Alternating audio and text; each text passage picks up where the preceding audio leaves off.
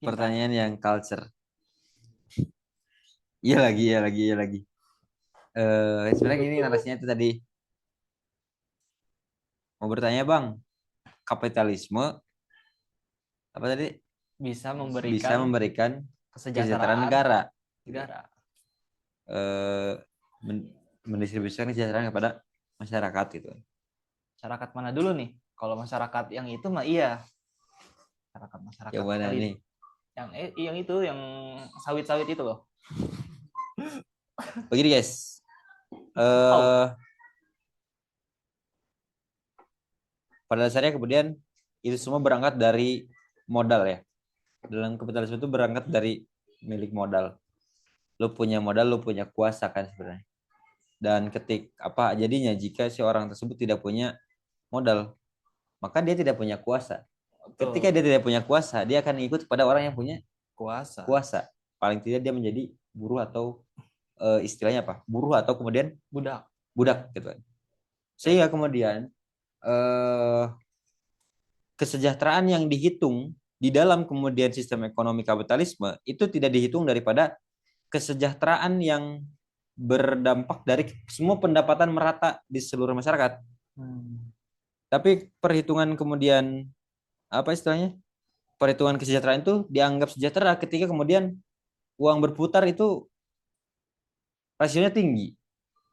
Jadi pendapatannya para perusahaan-perusahaan itu bisa kemudian mencukupi apa yang diharapkan oleh negara. Pendapatan ke dalam negara itu dari misalkan pajak dari yang lainnya itu sesuai dengan apa yang dijadikan sebagai rasio ekonomi gitu. Makanya Purbaya kan bilang naik naik menaikkan apa? Menaikkan pendapatan berapa persen gitu. Nah, itu kan sebenarnya dari kemudian akumulasi penghasilan perusahaan-perusahaan ataupun juga korporasi-korporasi yang singgah di Indonesia gitu kan. Hmm. Dan dari situ aja ternyata dihitung kesejahteraan itu bukan dari kemudian berapa orang yang bisa sekolah, bukan kemudian berapa orang yang punya rumah gitu kan. Hmm. Karena semuanya dihitung merata gitu, rata-rata gitu. Nah, di situ kemudian kita melihat bagaimana kemudian kesejahteraan itu dihitung berdasarkan apa gitu kan dalam kapitalisme. Pada dasarnya ternyata kesejahteraan itu dihitung berdasarkan pendapatan korporasi-korporasi yang ada. Lebih jauhnya adalah bahwa kenapa kemudian kesejahteraan itu sangat sulit didapatkan dalam kapitalisme adalah karena kesejahteraan itu justru diprioritaskan untuk kemudian orang-orang yang punya privilege dan juga mendorong dalam politik itu. Kita sudah tahu ya tadi bahwa kapitalisme itu merangsek ke dalam bidang politik dengan cara memberikan pengaruhnya, ya kan? Tuh. Dengan cara mensponsori pemilu-pemilunya, kan? Dengan cara mensponsor pemilu yang pada akhirnya apa? Pada akhirnya kan pemilu itu tidak ada yang kemudian gratis, ya kan Rasa? Tidak ada yang gratis kan? Tidak ada makan siang gratis, yang ada makan bergizi gratis. Akan bergizi Tidak gratis, ada makan Masya siang Allah. gratis. Artinya pasti semuanya bayar gitu. Tuh. Korporasi itu ngasih modal ketika pemilu itu tidak tidak tidak cuma-cuma ya. Hmm. Tapi pasti ada sesuatu yang dititipkan.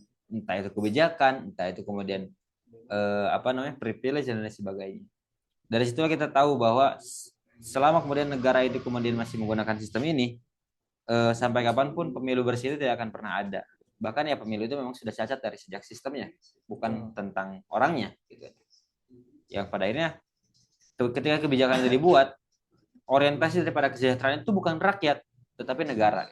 Orientasi kesejahteraan itu bukan kepemimpinan bukan pendapatan dari masyarakatnya, tapi pendapatan sebagian orang yang bisa kemudian masuk ke dalam kantong negara dan dari situlah kemudian GDP lah yang dihitung. Begitu sebenarnya Kang Randy yang mungkin tadi sudah join ya.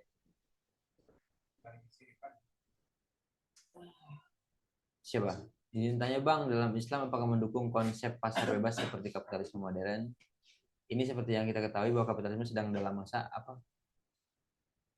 Wow, Ah, panjang itu masih panjang. ini pertanyaan pertama sama kayak pertanyaan kedua. Lanjutin. Itu tuh panjang kan. Tuh. Oh, nah gitu. Coba coba ke atas lagi. Ini seperti yang kita ketahui bahwa kapitalisme sedang dalam masa krisis. Ini sudah jelas banget kegoyangan sistem ini bahwa akan runtuh.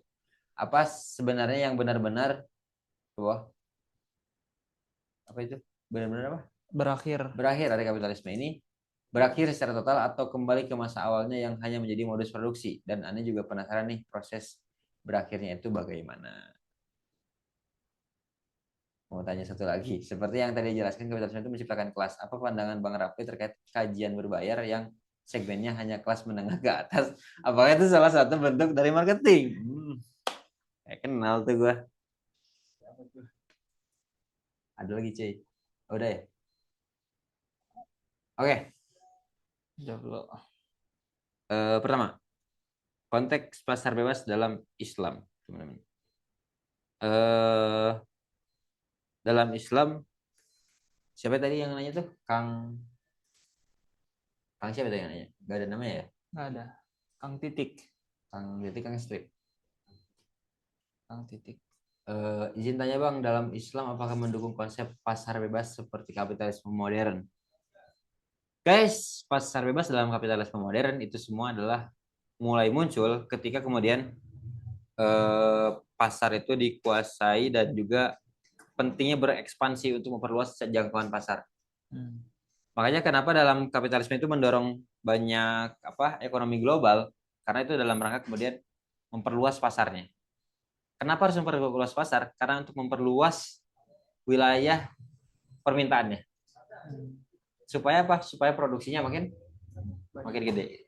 Termasuk juga dalam ekspansinya juga adalah mencari kebutuhan kebutuhan konstruksi yang juga lebih rendah.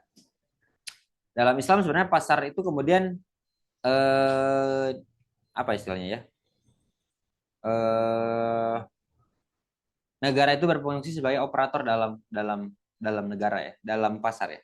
Kalau kalau apa? Kalau kapitalisme itu sebagai fasilitator, jadi silakan aja gue pemberian tempat. Kalau negara dalam Islam itu justru mengurusi operasinya, bahkan hal-hal teknisnya sekalipun gitu kan. Oh iya. Termasuk kemudian hal-hal mikro yang berkaitan dengan akad jual beli satu sama lain. Begitupun kemudian berdasarkan kebijakan makronya gitu. Termasuk kemudian terkait dengan pasar bebas gitu kan. Sebenarnya dalam Islam pasar bebas itu cenderung tidak dibahas karena kemudian Islam itu punya metode tersendiri soal kemudian ekspansi pasar gitu kan. Sebenarnya gini guys, kita jadi bilang bahwa seolah-olah bisnis dalam orang-orang muslim yang berbisnis itu sama dengan kapitalis. Padahal antara bisnis dengan kapitalis itu kan berbeda ya. Iya. Ya kan? Betul. Karena kalau misalkan berbisnis itu dipandang sebagai sesuatu apa ya istilahnya? Bisnis sama dengan kapitalis, maka bagaimana caranya seorang muslim itu bisa kaya tanpa adanya Bisnis. berarti kan umat muslim tidak boleh kaya. 1 dari 10 pintu rezeki kan berbisnis. Asik. Ya gitu, 1 dari 10. Lupa Pembuka di situ 9 gimana? pintu rezeki.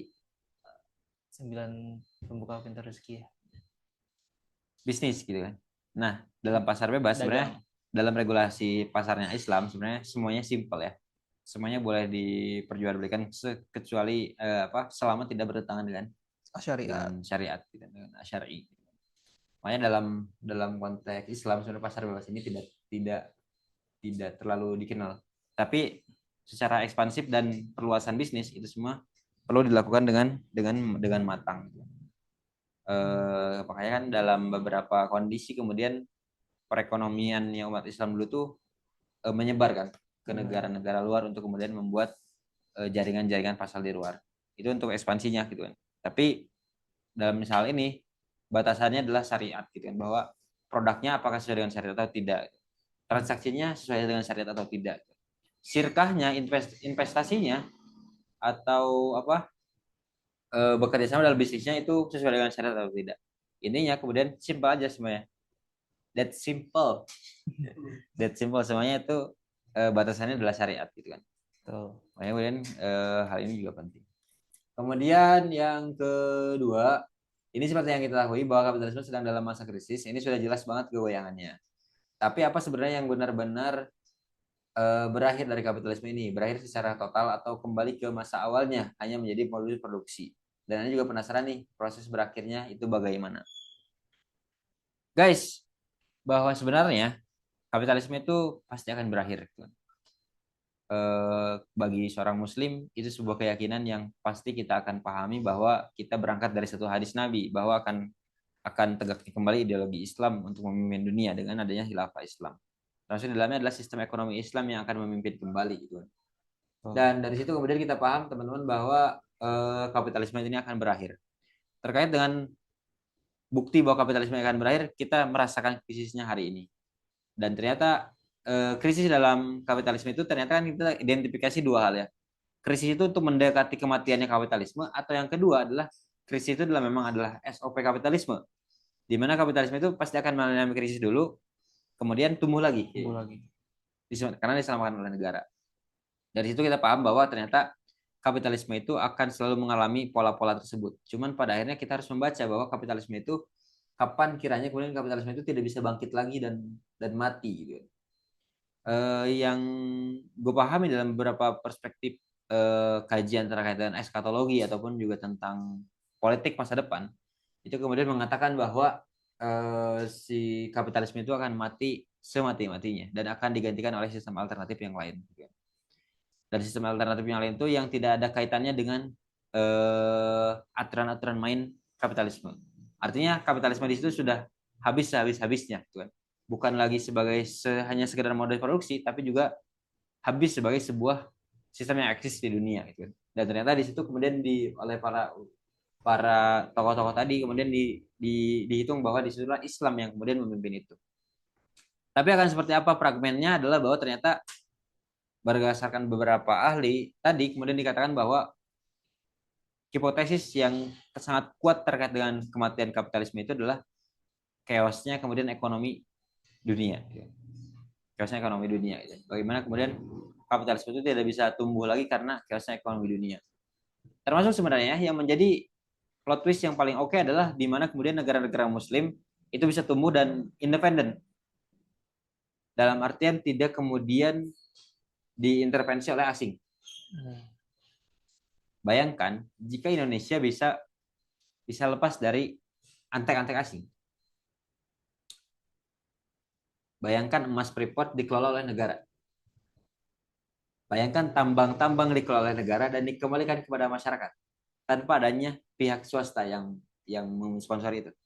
Sejahtera. Bayangkan sawit digunakan dengan adil, dengan tertib, tanpa lari ke dompet para penguasa. Itu lari ke kas negara dan kas negara dikembalikan kepada masyarakat. Secara politik luar negerinya kemudian dibuka pintu kerjasama dengan filterisasi syariah. Itu semua kemudian ya, dan bayangkan bagaimana kemudian jika Indonesia itu Indonesia lagi, kalau disebut negara. Jika negara-negara Muslim itu melepaskan diri dari peradaban Barat, dari Amerika misalnya Timur Tengah melepaskan minyak dari Amerika, negeri yang lainnya juga kemudian melepaskan hegemoni Barat dari kemudian sumber daya mereka. Termasuk juga kedaulatan negeri-negeri Muslim untuk lepas dan menstop laju perdagangan atau ekonomi di titik-titik strategis, misalkan di Suez, di Laut Hitam, Laut Mati, bahkan di Indonesia di Malaka misalkan, di Malaka atau di Selat Sunda. Bagaimana kemudian jika kapitalisme itu bisa tumbuh justru dari hantaman negeri-negeri Muslim.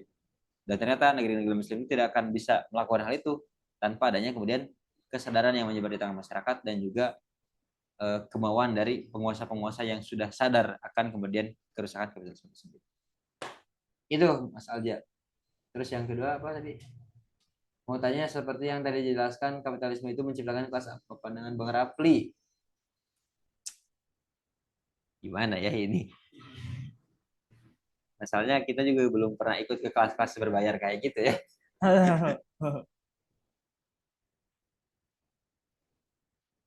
Dari mana Pak? Ya. Masya Allah. Pada dasarnya kemudian kelas-kelas berbayar tadi ya, yang diperuntukkan untuk kelas menengah ya, tadi kelas menengah ke atas. Pada dasarnya hari ini juga apa ya istilahnya? kita perlu memang mendudukan dulu masalah ini terkait dengan masalah seperti apa ya. Pertama, apakah ini adalah memang adalah pure bisnis atau ini adalah sebagai bentuk kemudian bayarnya itu sebagai bentuk kemudian supporting operational event. Bagi kita memahami bahwa apa jadi memahami bahwa adanya segmen di mana kemudian kelas itu kemudian diberikan berbayar ya untuk kajian tadi ya, bahwa ya di sini pandangan kotornya adalah bahwa kapitalisme merangsek ke dalam ranah agama untuk kemudian mengkomersialisasi agama, sehingga kajian-kajian itu menjadi selantas hiburan semata, bahkan penjelas untuk kemudian status sosial seseorang tertentu. Misalkan karena seseorang itu pernah ikut kajiannya si Ustadz A yang biasanya diikuti artis-artis, maka dia punya strata sosial yang nggak jauh beda dengan artis-artis gitu. Bahkan justru jadi peluang bisnis gitu kan.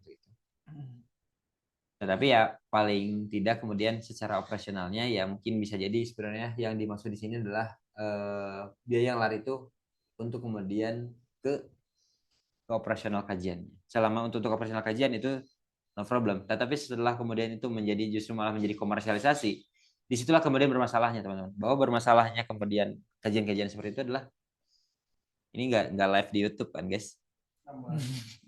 Tidak clipper mati. Maksudnya sangat bermasalahnya kajian-kajian seperti itu adalah tidak membangkitkan, justru malah menghibur gitu ya. Menghibur bahkan ya cenderung malah memvalidasi apa yang dirasakan terkait dengan mental health dan cenderung kemudian solusinya itu personal bukan struktural gitu. Dan itu semua yang kemudian coba kita bincangkan. Makanya dalam pandangan Islam seperti apa? Ya kalau misalkan di situ adalah dalam rangka kemudian membisniskan sebuah event dakwah gitu kan yang harusnya bermotivasi ruhiyah atau karena Allah atau karena ingin kemudian menjadarkan umat, ini malah beralih ke madiyah, maka ya sangat disayangkan bahwa ternyata orientasinya sudah berubah. Makanya kan Syekh Taki itu menjelaskan terkait dengan kimah atau motivasi dalam sebuah perbuatan. Apakah kimah itu ruhiyah karena Allah, insaniyah karena manusia, kemanusiaan, kemudian madiyah karena materi gitu kan. Itu berbeda gitu. Jangan sampai kemudian sesuatu yang harusnya itu ruhiyah itu kita kemudian madiyahkan, materi kan. Gitu teman-teman. Kemudian pertanyaan terakhir mungkin ya, lanjutan karena ini sudah jam 17.49 ya. Pertanyaan Bang, kalau memang sisi Islam yang akan menjadi ideologi post kapitalisme, tapi kenapa ya ide-ide ini tidak begitu masif disebarkan ke halayak publik? Kayak malu-malu kucing gitu nyebarinnya Bang. Nah, disitulah teman-teman bahwa ini sebenarnya ada gue bahas ya di bab terakhir terkait dengan Syekh Taqiyuddin An-Nabhani ya. An-Nabhani itu kan salah satu tokoh yang bagi gue komprehensif banget pemikirannya karena dia bisa memikirkan berbagai macam sistem kehidupan.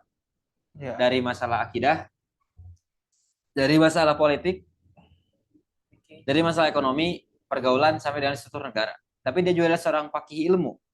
Bahkan seorang ulama fikih. Makanya di kitabnya itu ada tiga kitab paketan 1, 2, 3 Sakya Islam tentang usul fikih, sakya kepribadian Islam. Ya. Tapi anehnya, nama Taqiyuddin Nabhani dalam nuansa dunia Islam, dalam nuansa intelektual dunia Islam itu tidak terlalu dikenal atau tidak semasyhur Hasan Al-Banna, tidak semasyhur Rashid Ridho, tidak semasyhur Muhammad Iqbal, tidak semasyhur Yusuf Qaradawi dan lain sebagainya. Bahkan tidak semasyhur Said Qutb gitu. Ternyata ketika kemudian gue baca di artikel-artikel yang membahas soal gerakan yang diciptakan oleh Taqiyuddin Nabhani, di situ kemudian dijelaskan bahwa ternyata tokoh-tokoh Islam itu tidak dikenal oleh khalayak ramai karena dipengaruhi juga oleh kepentingan atau hegemoni politik, hegemoni narasi di tengah-tengah masyarakat. Sengaja narasinya tidak diangkat, sengaja pendapatnya tidak digubris, sengaja kemudian tidak dinotis, supaya kemudian narasinya tidak muncul ke permukaan. Banyak. Tidak muncul ke permukaan. Tidak muncul ke permukaan. Jadi kemudian memang sengaja kemudian secara algoritma ya tadi ya bahwa Islam yang kemudian diposisikan sebagai gagasan politik alternatif itu tidak diberikan panggung yang luas. Bahkan hari ini KUHP yang mungkin hari ini muncul teman-teman itu sangat membuat kita berhati-hati seharusnya, bahwa ketika kemudian di situ ada pasal karet di mana kemudian siapapun yang kemudian mendakwahkan atau menyebarkan ide-ide di luar Pancasila seperti komunisme dan juga Marxisme, bahkan kemudian juga di luar Pancasila yang lainnya, yang ini masih karet, bahkan ini bisa jadi alat gebuk untuk kita yang kemudian mempropos kepada umat terkait dengan sistem di luar kondisi hari ini, yaitu sistem Islam. Di sisi lain adalah realitas bahwa kemudian kita hari ini ada kemunduran daripada umat Islam yang kemudian tidak lagi gandrung dengan ajarannya, gitu kan. Ajarannya hanya dipakai sebuah tadi ya, mungkin kalau tadi ada di kalimat sebelumnya tuh apa namanya kalimatnya itu, kenapa kajian itu justru malah kajian-kajian berbayar yang rame, karena ada hegemoni apa ya, tema kajian. Menurut lo, kajian apa yang hari ini pasti banyak pengikutnya? Mental. Kajian apa yang menurut lu paling banyak pengikutnya hari ini? Ngebahas apa misalnya? Hah? Cinta, bro. Cinta-cinta tuh. Eh, mental health. Apa? Kajian solawat. Astaga, kayak kenal tuh. Ijo-ijo guys. Apa kajian sholawat ataupun juga yang lainnya kayak misalkan juga kayak kajian pernikahan itu mungkin banyak. Tapi kajian-kajian berbasis kemudian pemikiran, eh, menyadarkan umat tentang akidahnya seperti apa, memperkenalkan Islam apa adanya sebagai sebuah sistem, asas sistem, bukan hanya sekedar ibadah spiritual semata, justru malah itulah yang sedikit gitu kan dibandingkan kajian-kajian yang tadi gitu. Jadi malah kemudian kajian-kajian itu malah kemudian jadi jatuhnya hanya meninabawakan mereka dalam kondisi hari ini, bukan membangunkan mereka untuk bangun dari mimpinya gitu. Itu hanya mengobati dan hanya mengobati terus-menerus, bukan malah kemudian apa namanya? Membangunkan gitu, membangkitkan. Makanya disitulah kemudian kita melihat bahwa urgensitas kemudian itu juga yang kemudian menjadi alasan kenapa gue nulis buku post capitalism ini ya, karena si buku ini memang ngejelasin terkait dengan bagaimana sistem Islam itu menjawab alternatif yang dihasilkan dari kapitalisme gitu kan. Harapannya memang ini membuka cakrawala yang baru kemudian terkait dengan perannya ulama-ulama Muslim terus Syekh Taqiyuddin Nabhani dan juga ideologi Islam sebagai kemudian ideologi yang bisa menantang dunia. Itu mungkin ya jawaban dari gua.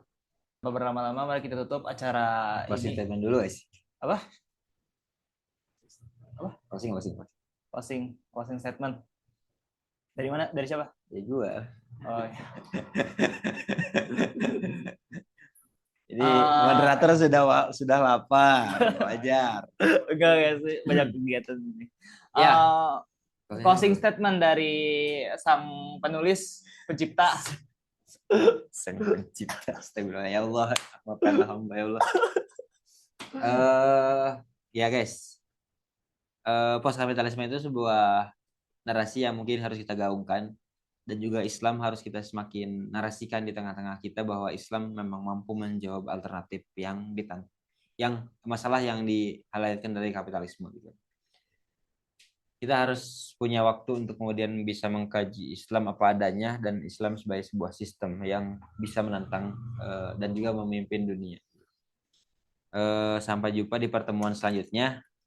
Gua kira sebenarnya di sini di pertemuan pertama ini masih ngejelasin terkait dengan kapitalisme itu serusak apa, baru kita berbicara soal alternatif dan juga membangun gerakan menuju itu seperti apa di pertemuan selanjutnya.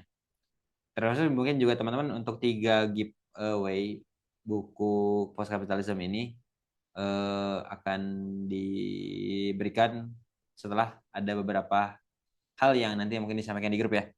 Ada beberapa aktivitas atau kriteria ataupun juga hal yang bisa teman-teman lakukan untuk mendapatkan 3 buku gratis ini.